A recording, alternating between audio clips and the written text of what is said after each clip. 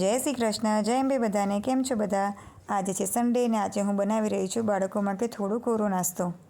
આમ તો બાળકો કંઈ ખાસ કોરો નાસ્તો ખાતા નથી હોતા, બિકોઝ તેને લંચ બોક્સમાં જે હું આપું છું તે સવારમાં મોર્નિંગમાં રોજ ગરમ બનાવીને જ આપતી હોઉં છું. અને બપોર તો તે લોકો આવે ત્યારે જે ઘરે આપણે દાળ રાઈ સબ્જી રોટી બનાવી હોય તે જમતા હોય છે. અને સાંજે પણ એ લોકોને જમવાનું વહેલા આપી દેતી હોઉં છું, એટલે તે લોકો નાસ્તો નથી ખાતા હોતા. પણ એમને સ્કૂલમાં 2 બ્રેક પડતા હોય છે, એક 10 મિનિટનો શોર્ટ બ્રેક અને જે મોટો બ્રેક પડે છે 25 મિનિટનો. તો જે મોટો બ્રેક પડે ત્યારે તે લોકો જે ઘરેથી હું ગરમ બનાવીને મોકલું છું રોજ તે ખાઈ લે, અને જે શોર્ટ બ્રેક હોય તેમાં હું થોડું ઘણું કોરો નાસ્તો અને જોડે એક ફ્રૂટ જ્યુસ આપતી હોઉં છું.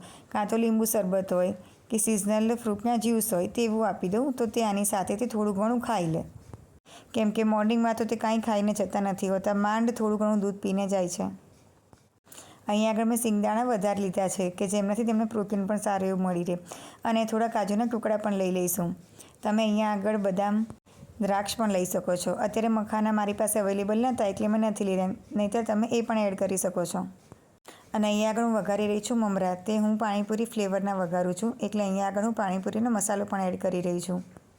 આ નાસ્તો બાળકો માટે બનાવું છું એટલે હું મરચું નથી નાખતી. તમે જોયું કે મેં સેવ બનાવી એમાં પણ થોડુંક એવું જ મરચું મેં એડ કરેલું છે. તમે તીખું વધારે ખાતા હોય તો તમે આમાં મરચું એડ કરી શકો છો.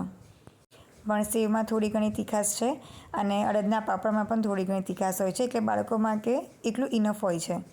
આ બધી વસ્તુને સરસ એવી મેં મિક્સ કરી લીધી છે. પાપડને પણ કટકા કરી દીધા છે અને સેવના પણ મેં ઝીણા એવા કટકા કરી લીધા છે.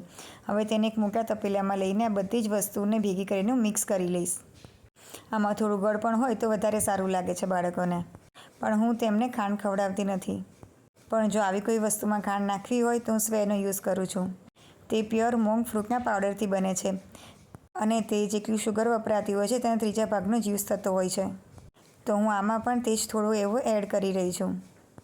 આ પેકેટ એમેઝોન ઉપર અવેલેબલ છે.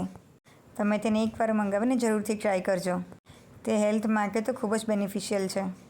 તો જુઓ અહીંયા આગળ આપણો નાસ્તો સરસ એવો બનીને તૈયાર થઈ ગયો છે. તો તમે પણ બનાવજો અને કહેજો કે કેવો લાગ્યો. આવજો બધા.